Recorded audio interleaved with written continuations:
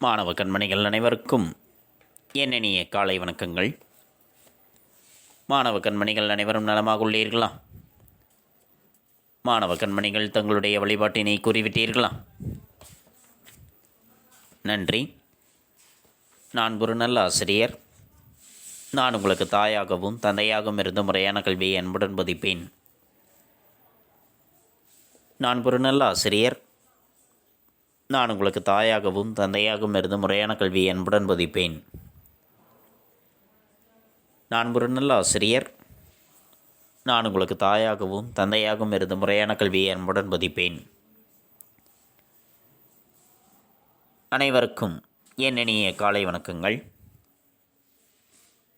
மாணவ கண்மணிகளே, நாம் நேற்று பார்த்த பாடப்பகுதியானது இயல் 6 மொழி பயிற்சிகளை பற்றி பார்த்தோம். மரபுத்தொடர்களை பொருளோடு பொருத்தி எழுதுக, மரபுத்தொடர்களை தொடரில் அமைத்து எழுதுக, மொழியோடு விளையாடு என்பதில் ஊர்களையும் அவற்றின் சிறப்புகளையும் அறிந்து எழுதுதல் போன்ற பயிற்சிகளை பற்றி நாம் நேற்றைய பாடப்பகுதியில் கண்டறிந்தோம். மாணவ கண்மணிகள் அவற்றை தெளிவுரை தங்களுடைய பாடப்புத்தகத்தில் எழுதியிருப்பீர்கள் என எண்ணுகின்றேன். இன்று நாம் காண்பது இயல் 7 பாருக்குள்ளே நல்ல நாடு என்ற இயலை பற்றி இன்றைய பாடப்பகுதியில் நாம் காண இருக்கின்றோம். பாருக்குள்ளே நல்ல நாடு. பார் என்றால் உலகம். இந்த உலகத்திற்குள்ளே ஒரு நல்ல நாடு இருக்கின்றது. அந்த நாட்டை பற்றித்தான் இந்த இயலின் வாயிலாக நாம் அறிந்து கொள்ள இருக்கின்றோம். இந்த இயலை கற்பதனுடைய நோக்கங்கள்: சிற்றிலக்கியங்களில் உள்ள இலக்கிய நயங்களை நுகர்தல்.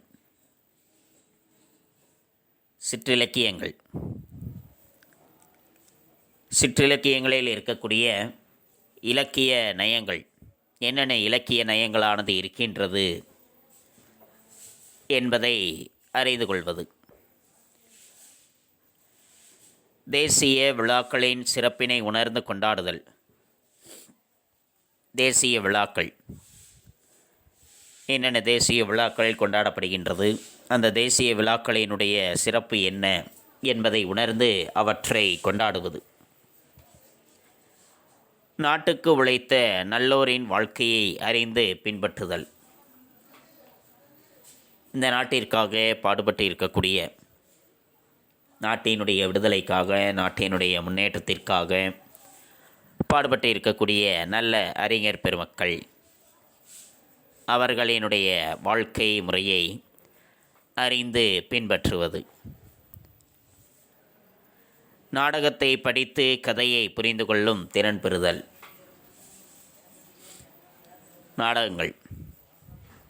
நாடகங்களை படித்து பார்த்து அதில் வருகின்ற கதைகள், என்ன கதைகளானது வருகின்றது என்பதை புரிந்து கொள்ளக்கூடிய திறனை பெறுவது.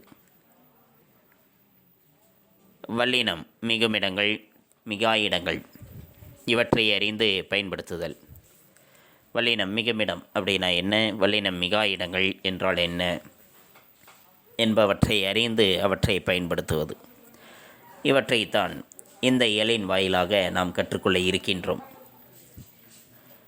சிற்றிலக்கியங்களில் உள்ள இலக்கிய நயங்களை நுகர்தல்,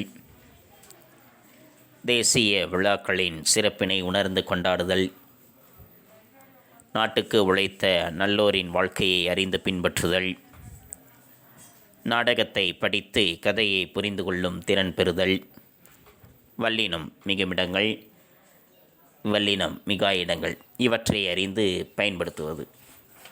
இவற்றை பற்றித்தான் இந்த இயலின் வாயிலாக நாம் அறிந்து கொள்ள இருக்கின்றோம். அதில் இன்று நாம் காண இருப்பது படை வேளம் என்ற கவிதை பேழையை பற்றி பார்க்க இருக்கின்றோம். படை வேளம்.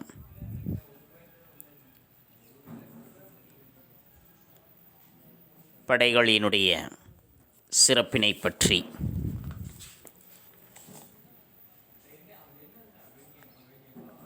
எந்த படைகளினுடைய சிறப்பினை பற்றி? வேளம். வேளம் என்பது யானை.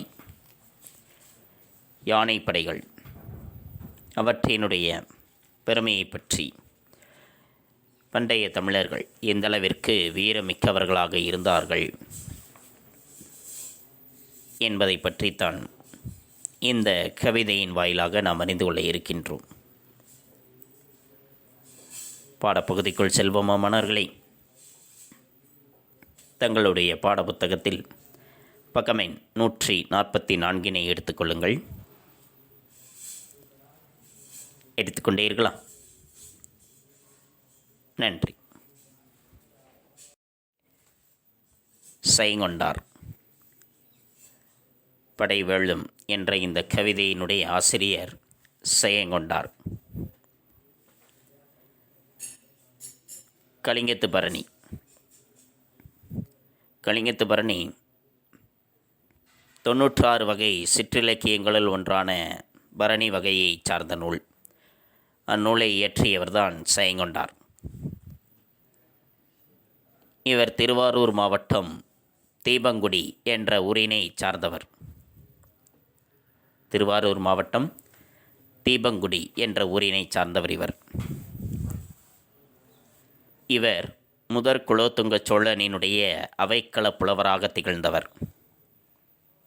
முதல் குலோத்துங்க சோழனின் அவைக்கள புலவராக திகழ்ந்தவர் இவர். இவரை பரணிக்கோர் செய்கொண்டார் என்று பலபட்டடை சொக்கநாத புலவர் இவரை புகழ்ந்து கூறியிருக்கின்றார். பரணி என்ற இலக்கியத்திற்கு புகழ் பெற்றவர் செய்கொண்டார் என்று. இவருடைய காலம் கிபி 12ஆம் நூற்றாண்டு.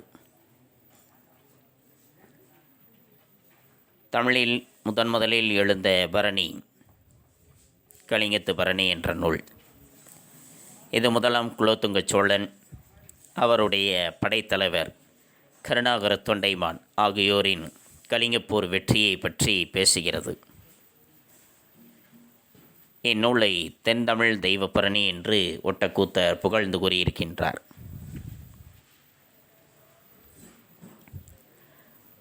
அனந்தவர்மன் என்னும் வடகலிங்க மன்னன் திரை கொடாமல் இருந்த பிழையின் காரணமாய், அனந்தவர்மன் என்ற வடகலிங்க மன்னன், கலிங்க மன்னன் திரை கொடாமல் இருந்த பிழையின் காரணமாக, அதாவது வரி செலுத்தாமல் இருந்த பிழையின் காரணமாக முதலாம் குலோத்துங்க சோழனினுடைய படைத்தலைவர் கருணாகர தொண்டைமான் என்பவர் கலிங்க மன்னரோடு போரிட்டு அந்த போரில் வெற்றி பெற்றார். அந்த செய்தியைத்தான் இந்நூலானது கூறுகின்றது.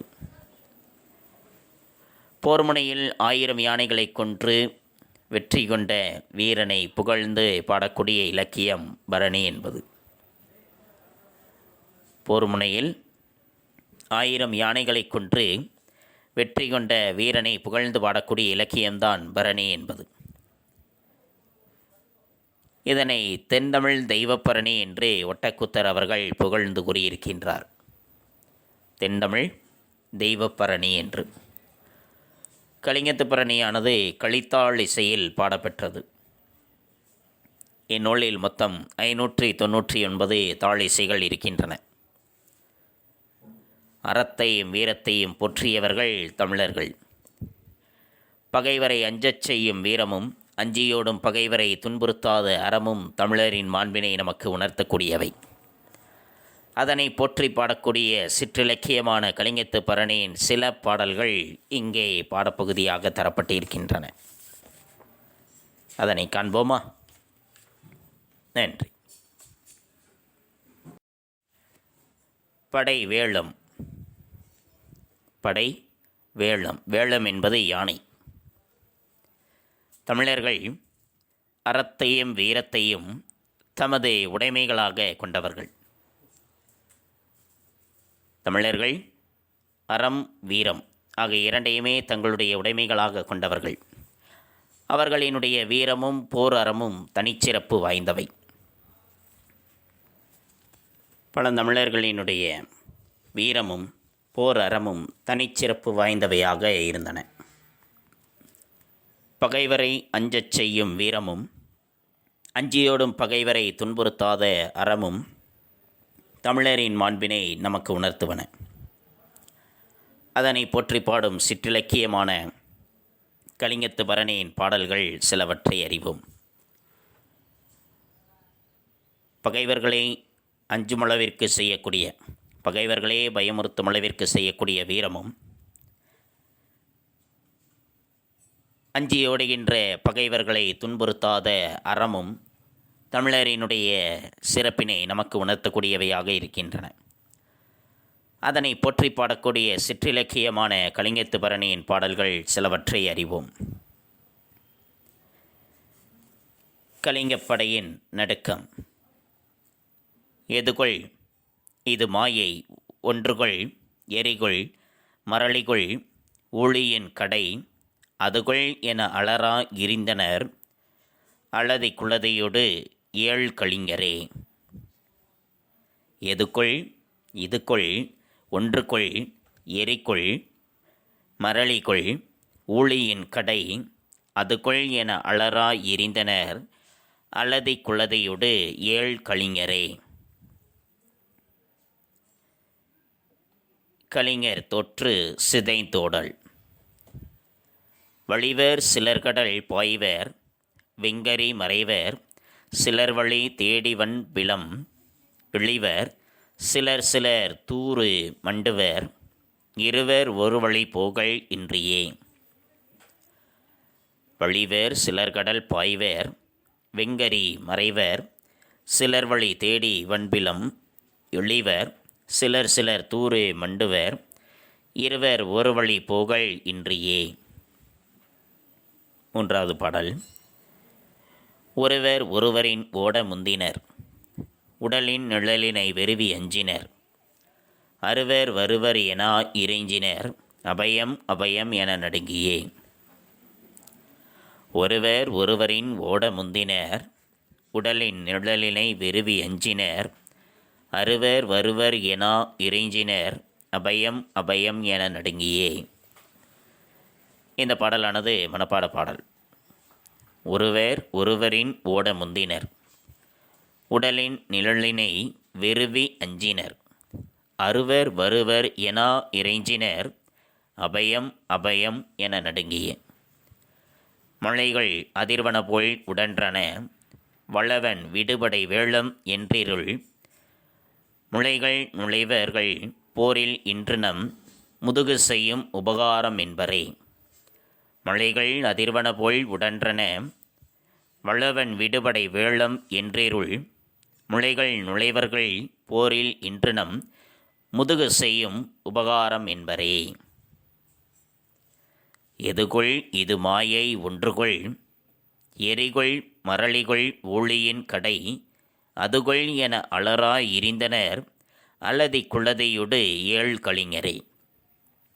வழிவர் சிலர்கடல் பாய்வர் வெங்கரி மறைவர் சிலர் வழி தேடி வன்பிள்ளம் இழிவர் சிலர் சிலர் தூறு மண்டுவர் இருவர் ஒரு வழி போகல் இன்றியே. ஒருவர் ஒருவரின் ஓட முந்தினர் உடலின் நிழலினை விருவி அஞ்சினர் அருவர் வருவர் என இறைஞ்சினர் அபயம் அபயம் என நடுங்கியே. மலைகள் அதிர்வன போல் உடன்றன வளவன் விடுபடை வேளம் என்றிருள் முளைகள் நுழைவர்கள் போரில் இன்று நம் முதுகு செய்யும் உபகாரம் என்பரே. புரிந்தது மணர்களே? இதில் இரண்டாவது பாடலும் மூன்றாவது பாடலும் மனப்பாட பாடல்களானது. நன்றி. எதுகொள் இது மாயை ஒன்றுகொள் எதுகொள் இது மாயை. சோழர் படையினுடைய தாக்குதலை கண்ட கலிங்கர்கள் சோழர் படையினுடைய தாக்குதலை கண்ட கலிங்கர்கள் எதுகொள் இது மாயை. எதுகொள் போராகிய இது என்ன ஒரு மாய வித்தையோ. போராக இருக்கக்கூடியது ஒரு மாய வித்தையோ ஒரு மாயையோ.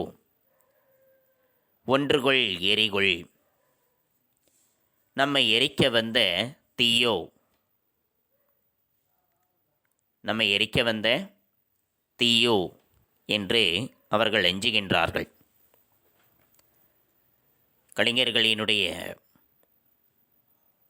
சோழர் படையினுடைய தாக்குதலை கண்ட கலிங்கர்கள், இது என்ன மாய விந்தையா, இது என்ன ஒரு மாய வித்தையா என்று வியக்கின்றார்கள். அல்லது நம்மை எரிக்க வந்த தீயோ என்று அஞ்சுகின்றார்கள். மரளிகுள், மரளி என்றால் காலன். நம்முடைய உயிரை பறிக்க வந்த காலனோ, சோழர்களினுடைய படையானது தம்மீது படையெடுத்து வருவதைக் கண்டு, இது தங்களுடைய உயிரை பறிக்கக்கூடிய காலனோ யமனோ என்று அவர்கள் அஞ்சுகின்றார்கள். ஊழியின் கடை அதுகொள் என. ஊழியின் கடை, ஊழி என்பது இறுதிக்காலம். நம்முடைய இறுதிக்காலமானது நெருங்கிவிட்டதோ, நம்முடைய இறுதிக்காலமானது நெருங்கிவிட்டதோ என்று அலதி குலதையோடு மிகுந்த நடுக்கத்தோடு அலராயிருந்தனர். இடைவிடாது அலைந்து ஓடி ஒளிந்தார்கள். நம்முடைய இறுதிக்காலமானது நெருங்கிவிட்டதோ என்று நினைத்து மிகுந்த நடுக்கத்தோடு இடைவிடாது அலைந்து ஓடி ஒளிகின்றார்கள். யாரே? ஏழ் கலிங்கரே, தோல்வியுற்ற கலிங்க வீரர்கள். அந்த படையில் சோழர்களினுடைய தாக்குதலை கண்ட கலிங்கர்கள், இது என்ன மாய வித்தையா என்று வியக்கின்றார்கள். இல்லை, தம்மை எரிக்க வந்த தீயோ என்று பயப்படுகின்றார்கள். சோழர்களினுடைய படையானது தங்களுடைய உயிரை பறிக்கக்கூடிய யமனோ என்று அஞ்சுகின்றார்கள். அல்லது தம்முடைய இறுதிக்காலமானது நெருங்கிவிட்டதோ என்று எண்ணி அங்கும் இங்கும் அலைந்து திரிந்து நடுங்குகின்றார்கள். இதுதான் அந்த முதல் பாடலினுடைய பொருளானது. அடுத்து 2. வழிவேர் சிலர்கடல் பாய்வர். வழிவேர் சிலர், அப்படி நடுங்கிய கலிங்கப்படையினர்கள் ஒரு சிலர் வழிவர் நழுவி ஓடுகின்றார்கள். அங்கிருந்து நழுவி ஓடுகின்றார்கள். கலிங்கப்படையினரினுடைய படைக்கூட்டத்திலிருந்து ஒரு சிலர் நழுவி அங்கிருந்து ஓடுகின்றார்கள். கடல் பாய்வர், ஒரு சிலர் என்ன செய்கின்றார்கள்? அருகில் இருந்த கடலில் தாவி குதித்து தப்பி ஓடுகின்றார்கள். வெங்கரி மறைவர். வெங்கரி, கரி என்றால் யானை. ஒரு சிலர் என்ன செய்கின்றார்கள்னா, யானைகளினுடைய பின்னால் சென்று மறைந்து கொள்கின்றார்கள். ஒரு சில வீரர்கள் என்ன செய்கின்றார்கள்? யானைகளினுடைய பின்னே சென்று மறைந்து கொள்கின்றார்கள். சிலர் வழி தேடி, ஒரு சிலர் வழி தேடி செல்கின்றார்கள். எந்த திசையில் செல்வது என்று தெரியாமல் வழி தேடிக்கொண்டு செல்கின்றார்கள்.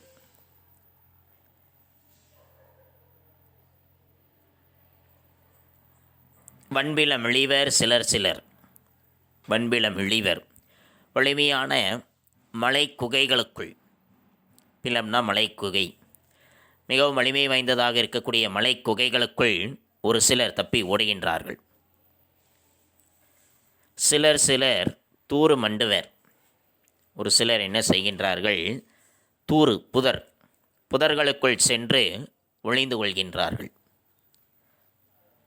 மிகவும் நெருங்கி இருக்கக்கூடிய புதர்களுக்குள் சென்று ஒளிந்து கொள்கின்றார்கள் ஒரு சிலர்.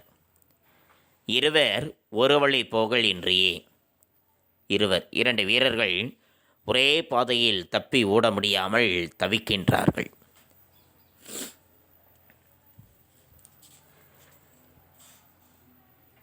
தங்களுடைய இறுதிக்காலமானது நெருங்கிவிட்டதோ என எண்ணி நடுங்கிய கலிங்க வீரர்கள் தங்களுடைய படைக்கூட்டத்திலிருந்து விலகி ஓடுகின்றார்கள். ஒரு சிலர் கடலில் தாவி குதித்து தப்பிக்கின்றார்கள். ஒரு சிலர் யானைகளுக்கு பின்னே சென்று மறைந்து கொள்கின்றார்கள்.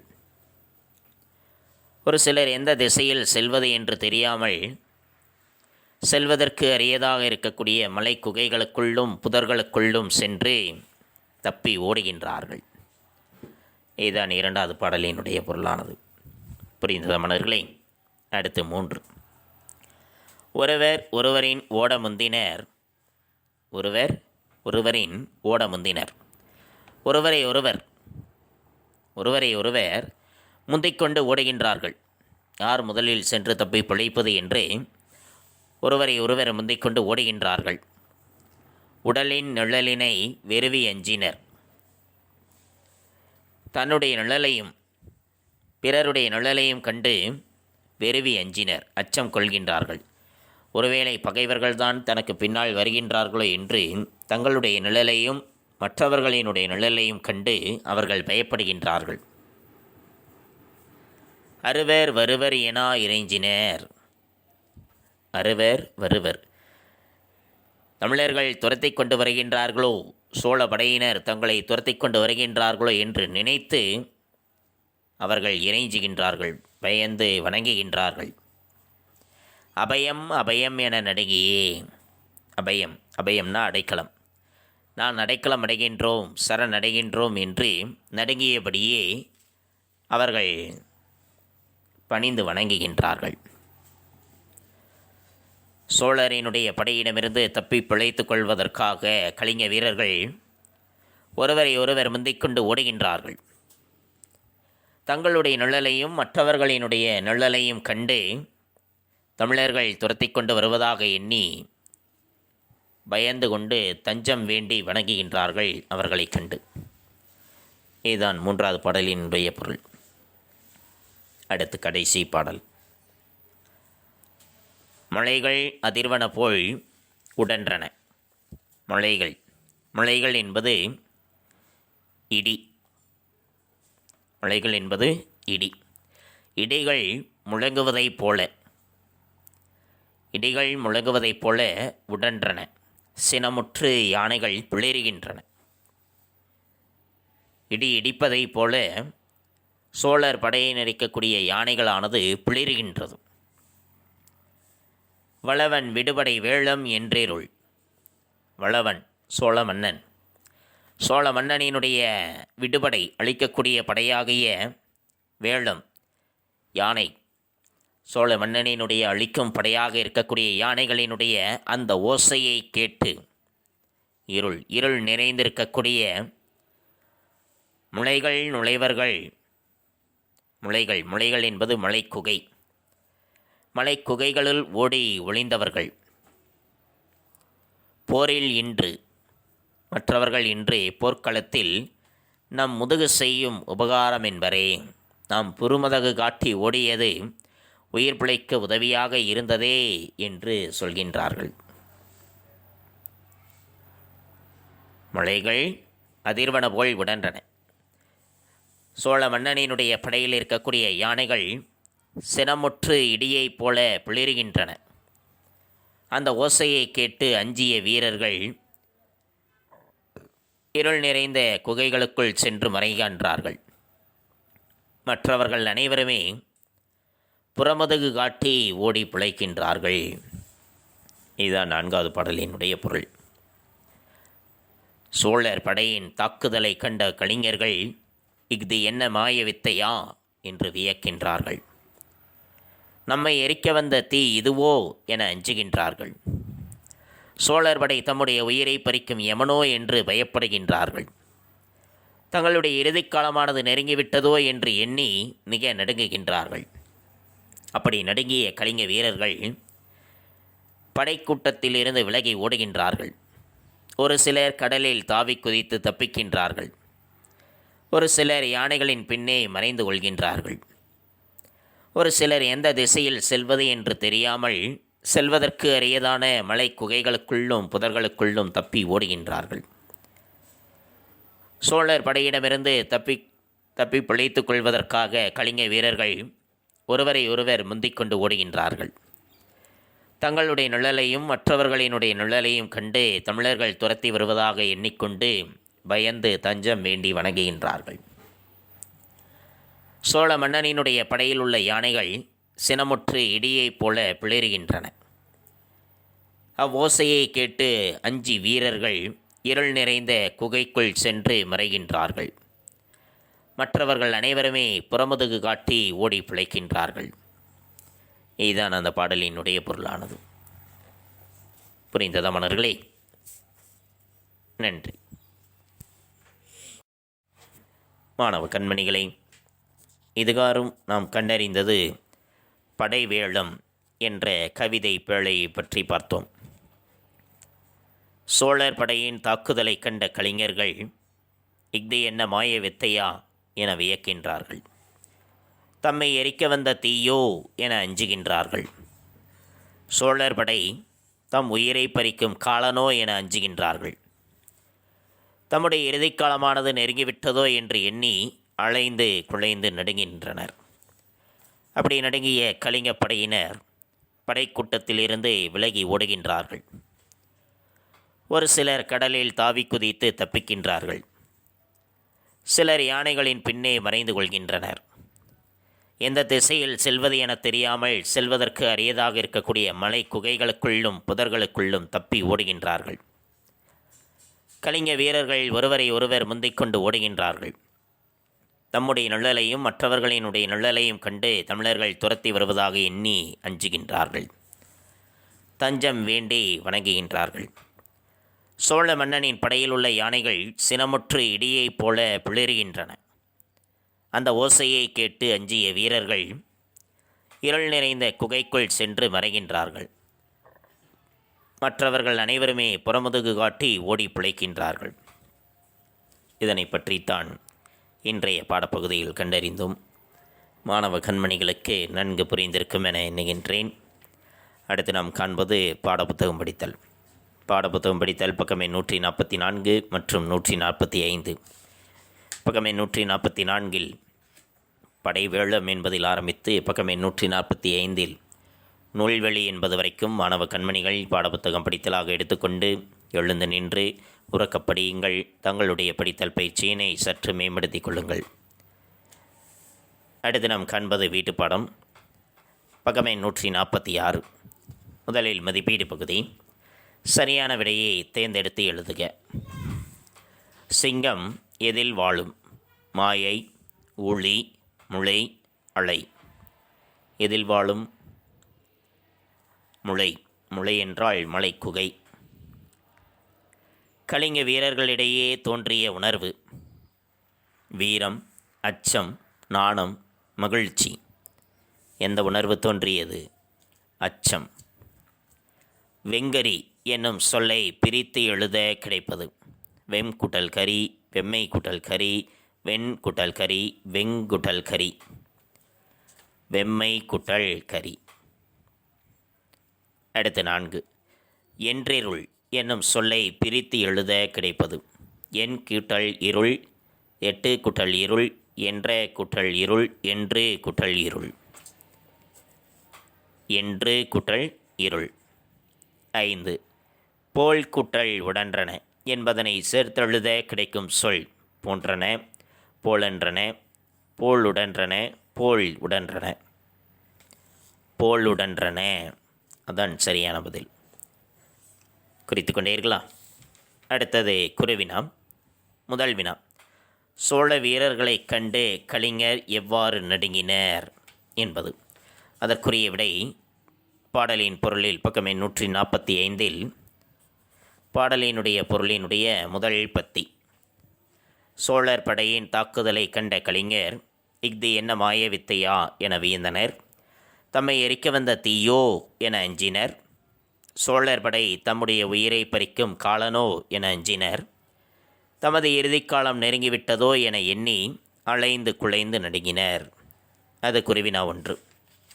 குறித்து கொண்டே இருக்கலாம். அடுத்து குருவினா 2. கலிங்க வீரர்கள் எவ்வாறு அஞ்சி ஓடினர். பாடலினுடைய பொருளில் இரண்டாவது பத்தி. கலிங்கப் படையினர் இருக்கின்றதாம் முதல் வரியில். கலிங்கப் படையினர் படைக்கூட்டத்திலிருந்து விலகி ஓடினர். சிலர் கடலில் தாவி குதித்து தப்பினர். சிலர் யானைகளின் பின்னே மறைந்து கொண்டனர். எத்திசையில் செல்வது எனத் தெரியாமல் செல்வதற்கு அரிதான மலைக்குகைகளினுள்ளும் புதர்களுக்குள்ளும் தப்பி ஓடினர். அது குருவினா 2. குறித்து கொண்டு குருவினா 2 என்று எழுதிக் கொள்ளுங்கள். அடுத்தது குருவினா 3. சோழனின் யானைப்படையை கண்ட வீரர்களின் செயல்கள் யாவை? பாடலினுடைய பொருள். அதில் 4வது பத்தி. சோழ மன்னனின் படையில் உள்ள யானைகள் சினமுற்று இடியைப் போல பிளிரின. அவ்வோசையை கேட்டு அஞ்சிய வீரர்கள் இருள் நிறைந்த குகைக்குள் சென்று மறைந்தனர். ஏனையோர் புறமுதுகு காட்டி ஓடி பிழைத்தனர். அது குருவினா 3. குறித்து கொண்டீர்களா? அடுத்தது சிறுவினா. சோழ வீரர்களை கண்ட கலிங்கப்படை வீரர்களின் செயல்களாக கலிங்கத்து பரணி கூறுவன யாவை? பாடலினுடைய பொருள் முழுமையும். சோழர் படையின் தாக்குதலை கண்ட கலிங்கர் இஃது என்ன மாய வித்தையா என வியந்தனர். தம்மை எரிக்க வந்த தீயோ என அஞ்சினர். சோழர் படை தம் உயிரை பறிக்கும் காலனோ என அஞ்சினர். தமது இறுதிக்காலம் நெருங்கிவிட்டதோ என எண்ணி அலைந்து குலைந்து நடுங்கினர். அப்படி நடுங்கிய கலிங்கப்படையினர் படைக்கூட்டத்திலிருந்து விலகி ஓடினர். சிலர் கடலில் தாவி குதித்து தப்பினர். சிலர் யானைகளின் பின்னே மறைந்து கொண்டனர். எத்திசையில் செல்வது எனத் தெரியாமல் செல்வதற்கு அரிதான மலை குகைகளினுள்ளும் புதர்களுக்குள்ளும் தப்பி ஓடினர். கலிங்க வீரர்கள் ஒருவரை ஒருவர் முந்திக் கொண்டு ஓடினர். தம் நிழலையும் மற்றவர்கள் நிழலையும் கண்டு தமிழர்கள் துரத்தி வருவதாக எண்ணி அஞ்சினர். தஞ்சம் வேண்டி வணங்கினர். சோழ மன்னனின் படையில் உள்ள யானைகள் சினமுற்று இடியைப் போல பிளிரின. அவ்வோசையை கேட்டு அஞ்சிய வீரர்கள் இருள் நிறைந்த குகைக்குள் சென்று மறைந்தனர். ஏனையோர் புறமுதுகு காட்டி ஓடி பிழைத்தனர். இதுதான் சிறுவினா. இதில் குருவினாக்கள் 3ஐயும் எழுதிக் கொள்ளுங்கள். குருவினா சிறுவினா ஆகிய 2ஐயும் படித்துக் கொள்ளுங்கள். எழுதுவது குருவினாக்கள் மட்டும், படிப்பது குருவினாக்களும் சிறுவினாக்களும். தெளிவுரை எழுதுங்கள், தெளிவுரை படியுங்கள். தங்களுடைய படித்தல் பயிற்சியும் தங்களுடைய கையெழுத்து பயிற்சியும் சற்று மேம்படுத்திக் கொள்ளுங்கள். மீண்டும் அடுத்த பாட வேளையில் சந்திப்போம். நன்றி, வணக்கம்.